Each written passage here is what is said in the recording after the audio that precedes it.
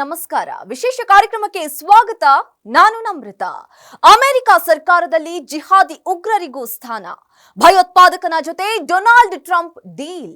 ದಾರಿ ತಪ್ಪಿದ್ದಾನ ದೊಡ್ಡಣ್ಣ, kick back ಕೊಟ್ರೆ ಓಕೆನಾ? ಪಾಕಿಸ್ತಾನವನ್ನ ಹಾಡಿ ಹೊಗಳಿದ್ದೇಕೆ ಅಮೆರಿಕ ಅಧ್ಯಕ್ಷ? ಇದುವೇ ಹೊತ್ತಿನ ಗ್ಯಾರಂಟಿ ಸ್ಪೆಷಲ್ ಅಮೆರಿಕ ಜಿಹಾದ್.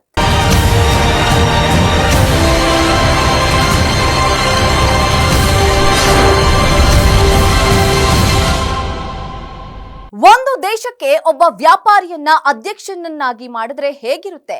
ದೇಶ ಅನ್ನೋದು ಶಾಪಿಂಗ್ ಮಾಲ್ ಆಗುತ್ತೆ. ಅಮೆರಿಕ ಕೂಡ ಈಗ ಹಾಗೆ ಆಗಿದೆ. ಅಮೆರಿಕವನ್ನ ಉದ್ಧಾರ ಮಾಡ್ಬಿಡ್ತೀನಿ, ಅಮೆರಿಕವನ್ನ ಮತ್ತೆ ನಂಬರ್ 1 ಮಾಡ್ತೀನಿ, ಅಮೆರಿಕ ಫಸ್ಟ್ ಅಂತ ಘೋಷಣೆ ಕೂಗಿ ಅಧಿಕಾರಕ್ಕೆ ಬಂದಿದ್ದ ಡೊನಾಲ್ಡ್ ಟ್ರಂಪ್ ಈಗ ಜಿಹಾದ್ ಉಗ್ರರನ್ನೇ ಶ್ವೇತ ಭವನಕ್ಕೆ ಎಂಟ್ರಿ ಕೊಡಿಸಿದ್ದಾರೆ.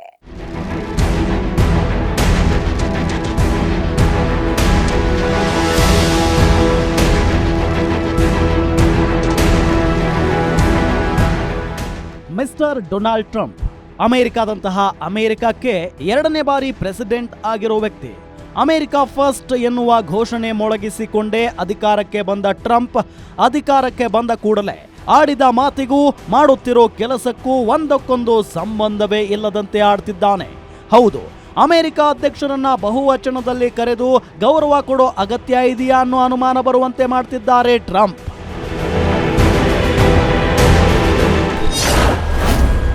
ಅಮೆರಿಕ ಸರ್ಕಾರದಲ್ಲಿ ಜಿಹಾದಿ ಉಗ್ರರಿಗೂ ಸ್ಥಾನ. ಅರೆರೆ, ಏನಿದಲ್ಲ, ಅಮೆರಿಕ ಎಂದಾದ್ರೂ ಜಿಹಾದಿಗಳಿಗೆ ಜೈ ಅನ್ನೋಕೆ ಸಾಧ್ಯನಾ? ಜಿಹಾದ್ ಉಗ್ರರ ವಿರುದ್ಧ ಸಮರವನ್ನೇ ಸಾರಿರೋ ಅಮೆರಿಕ ಇಸ್ಲಾಮಿಕ್ ಜಿಹಾದಿ ಭಯೋತ್ಪಾದಕರನ್ನ ಸರ್ಕಾರಕ್ಕೆ ಸೇರಿಸಿಕೊಳ್ಳೋಕೆ ಸಾಧ್ಯ ಇದೆಯಾ ಅನ್ನೋ ಪ್ರಶ್ನೆಗೆ ಉತ್ತರ ಒಂದೇ, ಹೌದು ಹೌದು ಹೌದು.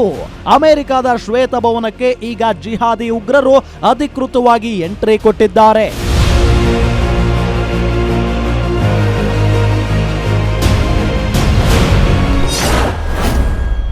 ಅಮೆರಿಕ ಶ್ವೇತಭವನದಲ್ಲಿ ಜಿಹಾದಿ ಉಗ್ರರು.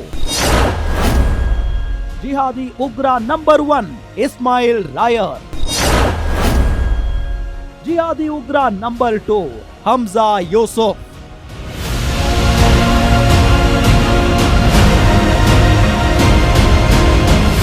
ಇಬ್ಬರು ಸಾಮಾನ್ಯ ಪುರುಷರಲ್ಲ, ಭಯೋತ್ಪಾದಕರು, ರಕ್ತ ಹರಿಸಿದ್ದವರು, ಅಮಾಯಕರ ತಲೆ ಕಡಿದಿದ್ದವರು, ಹೆಣಗಳ ರಾಶಿ ಉರುಳಿಸಿದ್ದವರು. ಅಷ್ಟೇ ಯಾಕೆ, ಇದೇ ಅಮೆರಿಕದಲ್ಲಿ ಇವರು ಮೋಸ್ಟ್ ವಾಂಟೆಡ್ ಲಿಸ್ಟಿನಲ್ಲಿದ್ದು ಜೈಲು ಶಿಕ್ಷೆಯನ್ನು ಅನುಭವಿಸಿದ್ದವರು.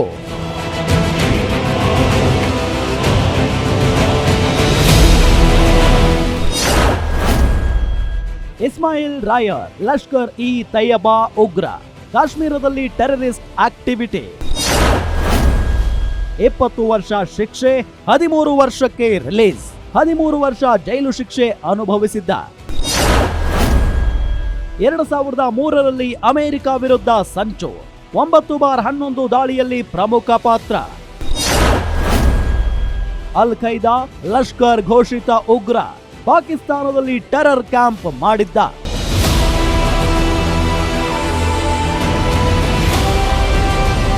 ಇದು ಕೇವಲ ಇಸ್ಮಾಯಿಲ್ ರಾಯರ್ ಕಥೆ. ಇದನ್ನ ಅಮೆರಿಕದ ನಂಬರ್ 1 ಪತ್ರಿಕೆ ವಾಷಿಂಗ್ಟನ್ ಪೋಸ್ಟ್ ಕೂಡ ವರದಿ ಮಾಡಿದೆ.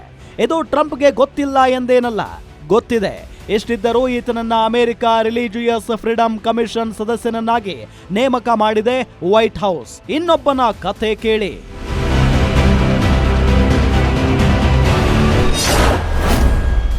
ಹಮ್ಜಾ ಯೂಸುಫ್. ಪೂರ್ತಿ ಹೆಸರು ಶೇಖ್ ಹಮ್ಜಾ ಯೂಸುಫ್. ಜೈತೂನಾ ಕಾಲೇಜ್ ಸಹ ಸಂಸ್ಥಾಪಕ. ಜಿಹಾದಿ ಸಂಘಟನೆಗಳ ನಿರಂತರ ಸಂಪರ್ಕ. ಈತನಿಗೂ ಈಗ ಶ್ವೇತ ಭವನದಲ್ಲಿ ಸ್ಥಾನ.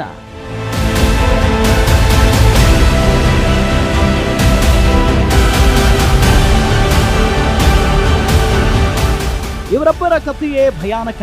ಹೀಗಿದ್ರು ಇವರಿಗೆ ಅಮೆರಿಕ ವೈಟ್ ಹೌಸ್ನ ಅಧಿಕೃತ ಸದಸ್ಯರು, ಇವರಿಬ್ಬರಿಗೂ ಮೆಂಬರ್ಶಿಪ್ ಕೊಟ್ಟಿರುವ ವ್ಯಕ್ತಿಯ ಹೆಸರು Donald Trump. Is America president. ಹಾಗಾದ್ರೆ ಅಮೆರಿಕ ಅಧಿಕೃತವಾಗಿ ಜಿಹಾದ್ ಉಗ್ರರಿಗೆ ಮನ್ನಣೆ ಕೊಡ್ತಾ? No doubt. ಅಮೆರಿಕ ಅಧ್ಯಕ್ಷನಾಗೋಕೆ ಮುನ್ನ ಇದ್ದ ಡೊನಾಲ್ಡ್ ಟ್ರಂಪ್ ಬೇರೆ, ಅಧ್ಯಕ್ಷನಾದ ಮೇಲೆ ಕಾಣಿಸ್ತಿರೋ ಡೊನಾಲ್ಡ್ ಟ್ರಂಪ್ ಬೇರೆ. When you live in a society where the firefighters are the heroes, little kids want to be firefighters. When you live in a society where athletes and movie stars are the heroes, little kids want to be athletes and movie stars. In Palestinian society, the heroes are those who murder Jews. We can't let this continue. We can't let this happen any longer.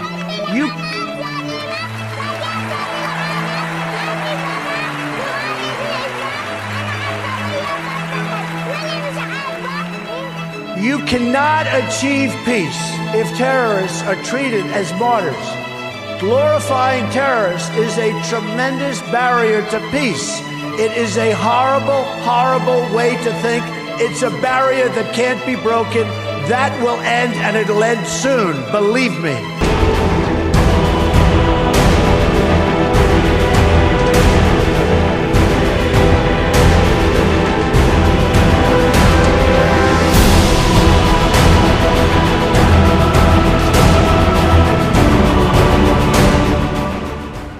ಈ ಮಾತುಗಳ ಅರ್ಥ ಬೇರೇನಿಲ್ಲ. ಮಕ್ಕಳಿಗೆ cinema ಸ್ಟಾರ್ಗಳು, ಅಥ್ಲೆಟ್ಸ್ಗಳು hero ಆಗಿರ್ತಾರೆ. ಆದ್ರೆ ಜಿಹಾದಿಗಳಿಗೆ ಕೊಲ್ಲುವವರು, ಉಗ್ರರು ಹೀರೋಗಳಾಗುತ್ತಿದ್ದಾರೆ. ಇದು ಕೊನೆಯಾಗಬೇಕು. ಉಗ್ರರ ನಿರ್ವಂಶವಾಗಬೇಕು. ನನ್ನನ್ನ ನಂಬಿ ನಾನು ಇದಕ್ಕೆ ಅಂತ್ಯ ಹಾಡ್ತೇನೆ. ಓಟು ಕೊಡಿ ಅಂತ ಕೇಳಿನೇ ಅಧಿಕಾರಕ್ಕೆ ಬಂದಿದ್ದ ಡೊನಾಲ್ಡ್ ಟ್ರಂಪ್ ಆ ಒಂದು ಹೇಳಿಕೆ ನೋಡಿ. ಡೊನಾಲ್ಡ್ ಟ್ರಂಪ್ ಅಮೆರಿಕ ಹಣೆ ಬರಹ ಬದಲಿಸ್ತಾನೆ ಅಂತ ಅಂದ್ಕೊಂಡು ಓಟು ಗುದ್ದಿದ್ದ ಅಮೆರಿಕದ ಪ್ರಜೆಗಳಿಗೆ ದೊಡ್ಡ ಶಾಕ್ ಕೊಟ್ಟಿದ್ದಾನೆ ಡೊನಾಲ್ಡ್ ಟ್ರಂಪ್. ಈ ವ್ಯಕ್ತಿಯನ್ನ ನಂಬೋದು ಹೇಗೆ ಅಂತ ನೋಡ್ತಿದೆ ಇಡೀ ಜಗತ್ತು. Seen what happened when Europe opened their doors to jihad. Look at Paris. Look at London. They're no longer recognizable. And I'm going to get myself into a lot of trouble with the folks in Paris and the folks in London. But you know what? That's the fact. They are no longer recognizable, and we can't let that happen to our country. We have incredible culture, tradition. Nothing wrong with their culture, their tradition. We can't let that happen here, and I'll never let it happen to the United States of America.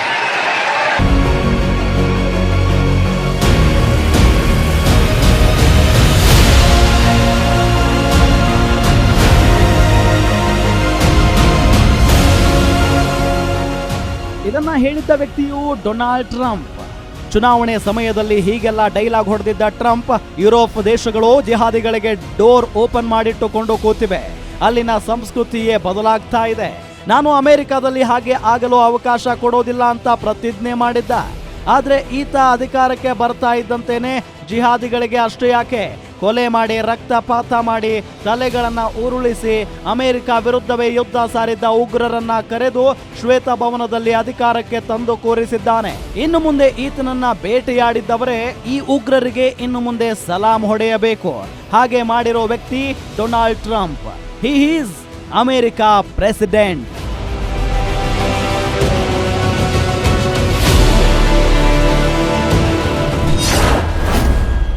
ಭಯೋತ್ಪಾದಕನ ಜೊತೆ Donald Trump deal.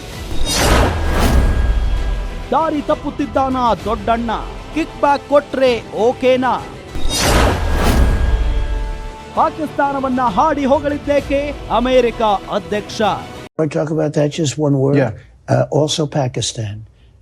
Great conversations with Pakistan. You know, we can't forget them. And because it does take two to tango. And with India, I felt very certain. And with Pakistan, I also talked about trade. Oh, they would love to trade. They would love to trade. You know, they're brilliant people. They make incredible products. And we don't do much trading with them. And yet I have a good relationship I have a good relationship with a lot of people that you wouldn't believe. But I stopped that war. That was going to be a nuclear war, I think, or close. Very close. You were right there. Yeah. And now everyone's happy. In fact, I told my people, call them up. Let's start trading immediately because I'm a man of my word.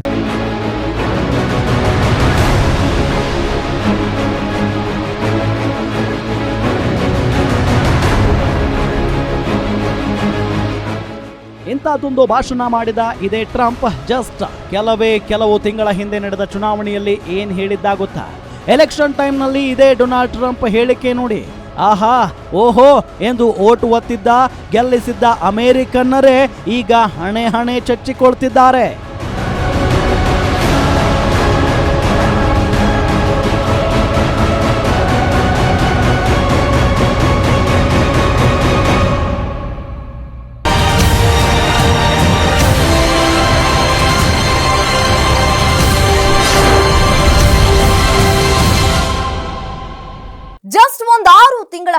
ಪಾಕಿಸ್ತಾನದಂತಹ ದರಿದ್ರ ದೇಶ ಇನ್ನೊಂದಿಲ್ಲ. ನಾನ್ ಗೆದ್ರೆ ಪಾಕಿಸ್ತಾನದ ಬಾಲ cut ಮಾಡ್ಬಿಡ್ತೀನಿ, ನನ್ನನ್ನ ನಂಬಿ vote ಕೊಡಿ ಅಂತ ಕೇಳಿದ್ದ ಇದೇ ಡೊನಾಲ್ಡ್ ಟ್ರಂಪ್ ಅಮೆರಿಕ ಪ್ರೆಸಿಡೆಂಟ್ ಆದ ಕೆಲವೇ ದಿನಕ್ಕೆ ಉಲ್ಟಾ ಹೊಡೆದಿದ್ದು ಯಾಕೆ? Just business. ಹಾಗಂತ ಅಮೆರಿಕ ಬಿಸ್ನೆಸ್ ಅನ್ಕೊಳ್ಳೋ ಹಂಗೂ ಇಲ್ಲ. ಇದು just Trump family business, that's all. The next pillar of our new strategy is to change the approach and how to deal with Pakistan.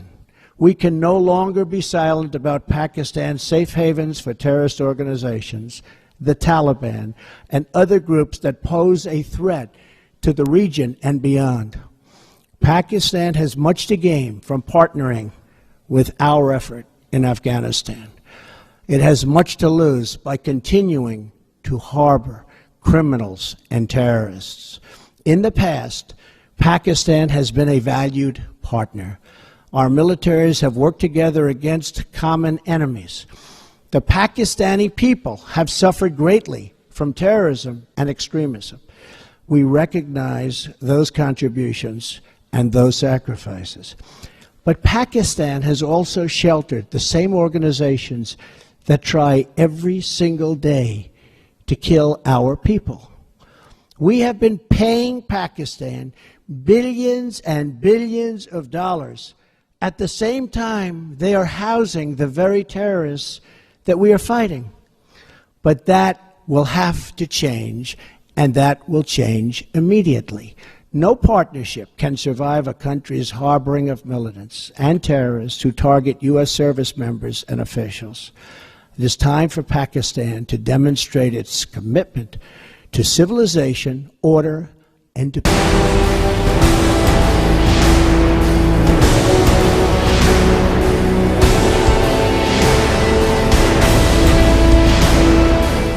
ಜಗತ್ತಿನಲ್ಲಿ ಸಿನಿಮಾದಲ್ಲಿ ಆಕ್ಟ್ ಮಾಡದೇನೆ ಗ್ರೇಟ್ ಆಸ್ಕರ್ ಪ್ರಶಸ್ತಿಯನ್ನ ಯಾರಿಗಾದ್ರೂ ಕೊಡಬೇಕು ಎಂದಿದ್ರೆ ಅದಕ್ಕೆ ಡೊನಾಲ್ಡ್ ಟ್ರಂಪ್ ಅತ್ಯಂತ ಸೂಕ್ತ ವ್ಯಕ್ತಿ ಅನ್ನಬಹುದು. ಯಾವ ಪಾಕಿಸ್ತಾನವನ್ನ ಉಗ್ರರ ಸ್ವರ್ಗ ಅಂತ ಕೆಲವೇ ತಿಂಗಳ ಹಿಂದೆ ಹೇಳಿದ್ರು, ಪಾಕಿಸ್ತಾನಕ್ಕೆ ತಕ್ಕ ಶಾಸ್ತಿ ಮಾಡ್ತೀವಿ ಅಂತ ವೋಟು ಪಡೆದುಕೊಂಡ್ರು ಅದೇ ಟ್ರಂಪ್ ಕಣ್ಣಿಗೆ ಈಗ ಪಾಕಿಸ್ತಾನ ದಿ ಗ್ರೇಟ್ ಕಂಟ್ರಿ ಅನ್ನೋ ರೀತಿ ಕಾಣ್ತಾ ಇದೆ. ಏನಾಯ್ತು ಟ್ರಂಪ್ಗೆ? ಈ ವ್ಯಕ್ತಿಯನ್ನ ನಂಬೋದು ಹೇಗೆ? ಜಗತ್ತಿಗೆ ಬಿಡಿ, ಆತನಿಗೆ ವೋಟು ಹಾಕಿದ್ದ ಅಮೆರಿಕದವರಿಗೆ ಅರ್ಥ ಆಗ್ತಾ ಇಲ್ಲ. ಅಮೆರಿಕರನ್ನ ಅದ್ಯಾವ ಪುಣ್ಯಾತ್ಮ ಜಗತ್ತಿನ ಅತ್ಯಂತ ಬುದ್ಧಿವಂತರ ದೇಶ ಅಂತ ಬಣ್ಣಿಸಿದ್ನೋ ಅರ್ಥವಾಗದೆ ಕೊರಗುವ ಪರಿಸ್ಥಿತಿ ತಂದಿಟ್ಟಿದ್ದಾರೆ Donald Trump. He is America president.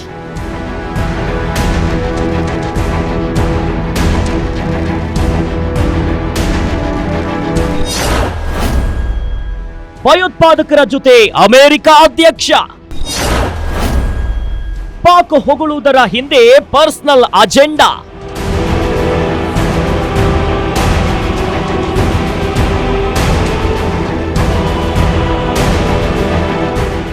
ಇದು ಕೇವಲ ಇಷ್ಟೇ ಅನ್ಕೋಬೇಡಿ.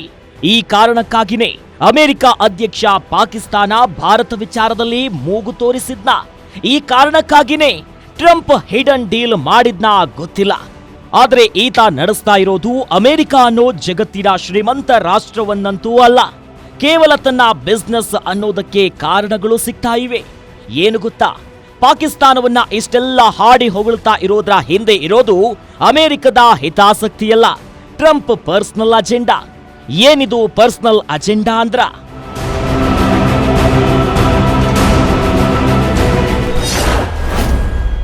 ಪಹಲ್ಗಾಮ್ ದಾಳಿಯಾದ ಕೇವಲ 4 ದಿನದಲ್ಲಿ ಟ್ರಂಪ್ ಫ್ಯಾಮಿಲಿಗೆ ಸಿಕ್ಕಿತ್ತು ಕೋಟಿ ಕೋಟಿ ಬಿಸ್ನೆಸ್. ಟ್ರಂಪ್ ಪಾಕ್ ಡೀಲ್ ಹಿಂದೆ ಕ್ರಿಪ್ಟೋ. ಏಪ್ರಿಲ್ 26ರಂದು ಪಾಕಿಸ್ತಾನದ ಮಿಲಿಟರಿ ಸೀಕ್ರೆಟ್ ಮೀಟಿಂಗ್. ಟ್ರಂಪ್ ಕುಟುಂಬದ ಕಂಪನಿ ಜೊತೆ deal. World Liberty Financial deal.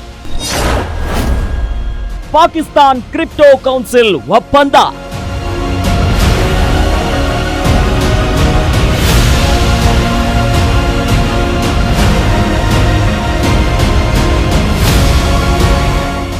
ಹೌದು, ಏಪ್ರಿಲ್ 26ನೇ ತಾರೀಕು ಪಾಕಿಸ್ತಾನದ ಮಿಲಿಟರಿ ಜನರಲ್ ಜೊತೆ ಒಂದು ಮೀಟಿಂಗ್ ಆಗುತ್ತೆ.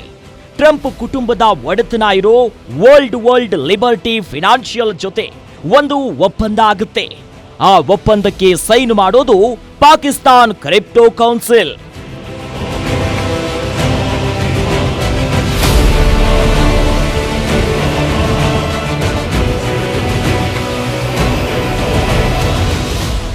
ಆ ಒಪ್ಪಂದದ ಸ್ಟೋರಿ ಏಪ್ರಿಲ್ 27ರಂದೇ ಪಾಕಿಸ್ತಾನದ ಪತ್ರಿಕೆಗಳಲ್ಲಿ ವರದಿಯಾಗುತ್ತೆ. ಎಲ್ಲದಕ್ಕೂ ಕಾರಣವಾಗುವುದು ಟ್ರಂಪ್. ಎಲೆಕ್ಷನ್ಗೆ ಮುನ್ನ ಪಾಕ್ ವಿರುದ್ಧ ಬುಸುಗುಟ್ಟಿದ್ದ ಒಂದು ಹೇಳಿಕೆ ಅನ್ನೋದು ಜಗತ್ತಿಗೆ ಗೊತ್ತಾಗಿದ್ದ ಸತ್ಯ.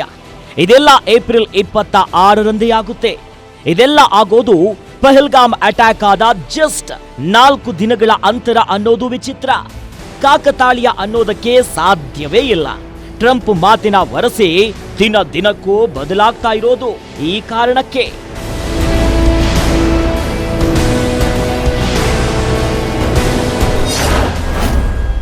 ಪಾಕಿಸ್ತಾನಕ್ಕೆ ನಷ್ಟವಾದರೆ ಅಮೆರಿಕಕ್ಕೆ ಸಮಸ್ಯೆ ಇಲ್ಲ. ಪಾಕ್ ಆರ್ಥಿಕತೆ ಕುಸಿದರೆ ಟ್ರಂಪ್ ಕುಟುಂಬಕ್ಕೆ ನಷ್ಟ.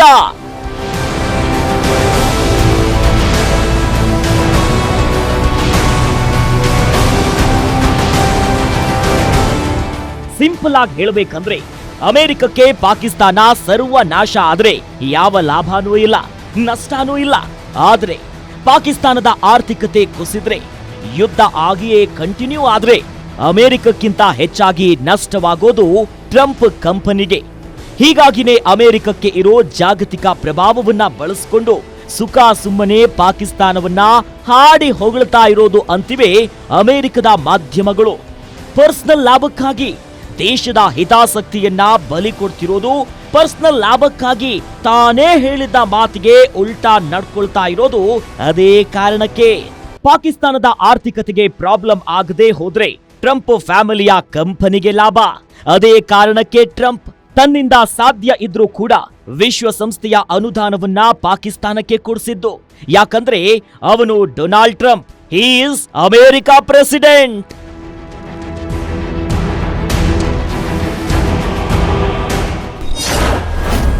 ಪಾಕಿಸ್ತಾನಕ್ಕೆ ವಿಶ್ವ ಬ್ಯಾಂಕ್ ನೆರವು, ಟ್ರಂಪ್ಗೆ ಲಾಭ.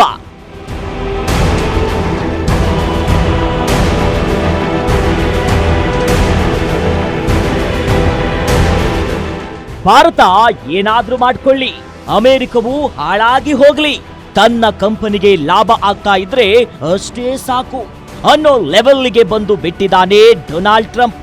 ಡೊನಾಲ್ಡ್ ಟ್ರಂಪ್ ಮಾತುಗಳನ್ನ ನಂಬಿ ಪಾಕಿಸ್ತಾನಕ್ಕೆ ಅಮೆರಿಕದಿಂದ ಇಂಡೈರೆಕ್ಟ್ ಆಗಿ ಭಯೋತ್ಪಾದಕರಿಗೆ ಹೋಗ್ತಾ ಇರೋ ಅಮೆರಿಕದ ಹಣಕ್ಕೆ ಬ್ರೇಕ್ ಹಾಕ್ತೇನೆ ಎಂದು ನಂಬಿಕೊಂಡಿದ್ದ ಅಮೆರಿಕನ್ನರಿಗೂ ಮೋಸ ಮಾಡಿದ್ದಾರೆ ಡೊನಾಲ್ಡ್ ಟ್ರಂಪ್. ಇದು ಇಷ್ಟಕ್ಕೆ ನಿಲ್ಲೋದಿಲ್ಲ.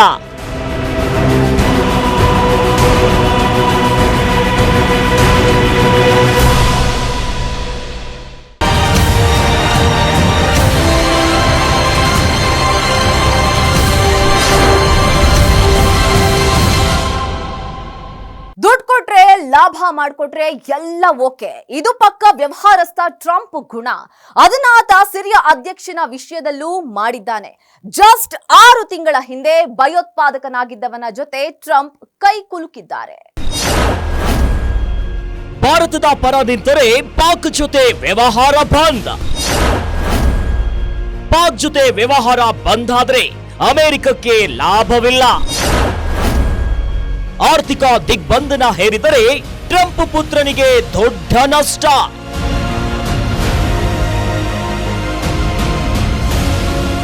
ಈಗ ಪಾಕಿಸ್ತಾನದ ಕ್ರಿಪ್ಟೋ ಕೌನ್ಸಿಲ್ ಜೊತೆ ಟ್ರಂಪ್ ಪುತ್ರನದ್ದು ಎನ್ನಲಾಗಿರುವಂತ ಕಂಪನಿ ಡೀಲ್ ಮಾಡ್ಕೊಂಡಿದೆಯಲ್ಲ, ಆ ಒಪ್ಪಂದಕ್ಕೆ ಬೆಲೆಯೇ ಇಲ್ಲದಂತಾಗಿ ಹೋಗುತ್ತೆ.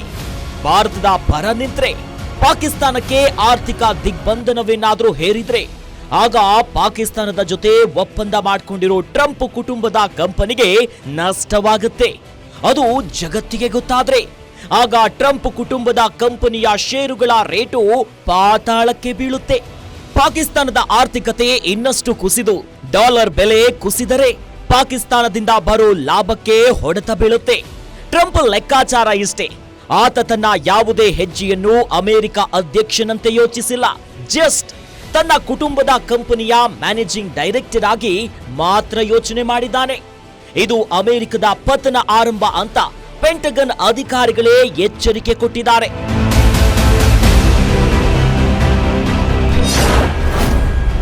ಪೆಂಟಗನ್ ಅಧಿಕಾರಿಗಳ ಮಾತಿಗೂ ಡೋಂಟ್ ಕೇರ್.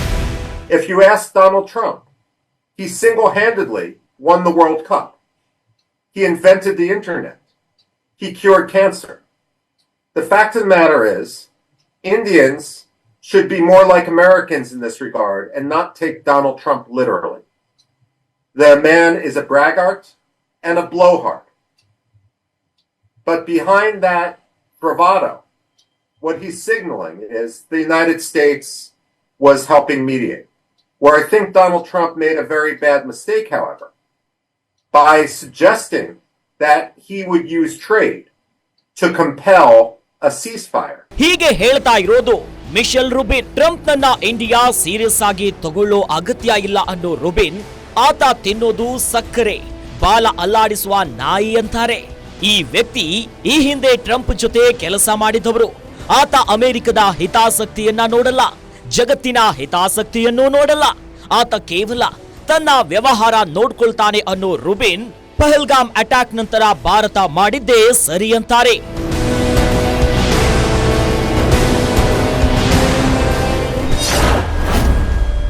ಸಿರಿಯಾ ಅಧ್ಯಕ್ಷ ಮಾಜಿ ಭಯೋತ್ಪಾದಕ. 6 ತಿಂಗಳಲ್ಲಿ ಭಯೋತ್ಪಾದಕ ಟ್ರಂಪ್ ಡಾರ್ಲಿಂಗ್ ಆದ.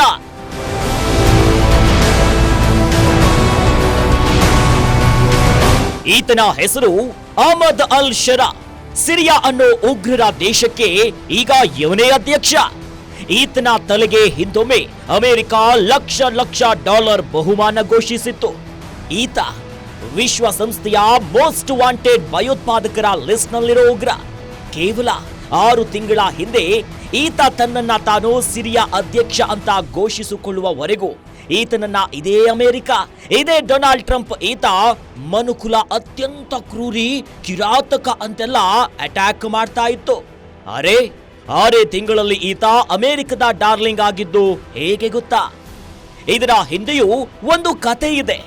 ಈತ ಕೂಡ ಡೊನಾಲ್ಡ್ ಟ್ರಂಪ್ ಕಂಪನಿಗಳ ಜೊತೆ ಒಂದು ರಹಸ್ಯ ಡೀಲ್ ಮಾಡ್ಕೊಂಡಿದ್ದಾನೆ ಅನ್ನೋ ಕತೆ ಇದೆ.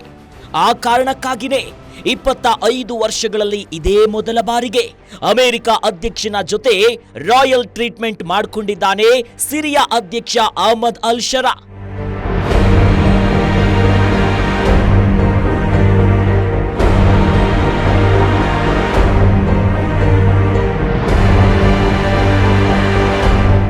ಡೊನಾಲ್ಡ್ ಟ್ರಂಪ್ ಮಾಡೋದು ಕೇವಲ ಬಿಸ್ನೆಸ್, ಜಸ್ಟ್ ಡರ್ಟಿ ಬಿಸ್ನೆಸ್. ಹಣ ಅನ್ನೋದು ರಕ್ತದಿಂದ ಬರುತ್ತೋ ಮತ್ಯಾವುದ್ರಿಂದ ಬರುತ್ತೋ ಗೊತ್ತಿಲ್ಲ, ದುಡ್ಡು ಬರ್ತಾ ಇರಬೇಕು ಅಷ್ಟೇ. ಇಲ್ಲ ಅಂದ್ರೆ ಅಮೆರಿಕದ ಮೇಲೆ ಯುದ್ಧ ಸಾರಿರೋ ಭಯೋತ್ಪಾದಕ ಅಬು ಅಹಮದ್ ಅಲ್ ಜುಲಾನಿ ಜೊತೆ ಡೀಲ್ ಮಾಡೋಕೆ ಸಾಧ್ಯನಾ ಅಂತ ಪ್ರಶ್ನೆ ಮಾಡಿದ್ದಾರೆ ಅಮೆರಿಕನ್ಸ್. ಆದ್ರೆ ಟ್ರಂಪ್ ಘೋಷಣೆ ಮಾಡಿದ್ದಾಗಿದೆ. ಸಿರಿಯಾ ಮೇಲೆ ಹೇರಿದ್ದ ನಿರ್ಬಂಧ ಎಲ್ಲ ಕ್ಲಿಯರ್. ಉಗ್ರನ ಮೇಲಿದ್ದ ಎಲ್ಲಾ ಕೇಸುಗಳು ಖತಮ್. ಅಷ್ಟೇ, ಟ್ರಂಪ್ ಬಿಸ್ನೆಸ್ ಮಾತನಾಡ್ತಾ ಇದೆ. ಆ ಬಿಸ್ನೆಸ್ ನ ಫಲವಾಗಿ ಅಮೆರಿಕದ ಶ್ವೇತ ಭವನಕ್ಕೆ ಜಿಹಾದಿ ಉಗ್ರರು ಡೈರೆಕ್ಟ್ ಎಂಟ್ರಿ ಕೊಟ್ಟಿದ್ದಾರೆ. ಪಾಕಿಸ್ತಾನದ ನಾಚಿಕೆ ಮಾನ ಮರ್ಯಾದೆ ಇಲ್ಲದ ರೋಗಿಷ್ಠ ದೇಶವನ್ನ ಅಮೆರಿಕ ದಿ ಗ್ರೇಟ್ ಕಂಟ್ರಿ ಅಂತ ಹೊಗಳುತ್ತೆ. ಪಾಕಿಸ್ತಾನದ ಸರ್ವನಾಶ ಬಯಸಿ ಬಾಂಬುಗಳನ್ನ ಉಡಾಯಿಸುತ್ತಿದ್ದ ಉಗ್ರಗಾಮಿಯೊಬ್ಬ ಅಮೆರಿಕದ ಅಧ್ಯಕ್ಷನ ಜೊತೆ ಶೇಕ್ ಹ್ಯಾಂಡ್ ಮಾಡ್ತಾನೆ. ಅಮೆರಿಕದಲ್ಲಿದೀಗ ಜಿಹಾದ್ ಅಧಿಕೃತವಾಗಿ ಎಂಟ್ರಿ ಕೊಟ್ಟಿದೆ.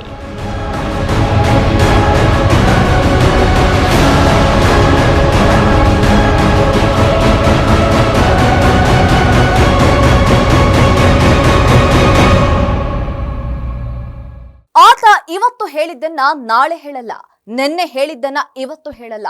ಆತನ ಮಾತು ನಂಬೋಕ್ಕಾಗಲ್ಲ. ಎಂತಹ ದಿಕ್ಕು ದೆಸೆ ದೂರದೃಷ್ಟಿ ಇಲ್ಲದ ಟ್ರಂಪ್ ಹುಚ್ಚಾಟದ ಪರಿಣಾಮ ಈಗ ಅಮೆರಿಕದ ಶ್ವೇತ ಭವನಕ್ಕೆ ಜಿಹಾದಿಗಳು ಎಂಟ್ರಿ ಕೊಡೋ ಹಾಗಾಗಿದೆ. ಇದುವೇ ಈ ಹೊತ್ತಿನ ಗ್ಯಾರಂಟಿ ಸ್ಪೆಷಲ್. ನೋಡ್ತಾ ಇರಿ ಗ್ಯಾರಂಟಿ ನ್ಯೂಸ್, ಸುದ್ದಿ ಖಚಿತ, ನ್ಯಾಯ ನಿಶ್ಚಿತ.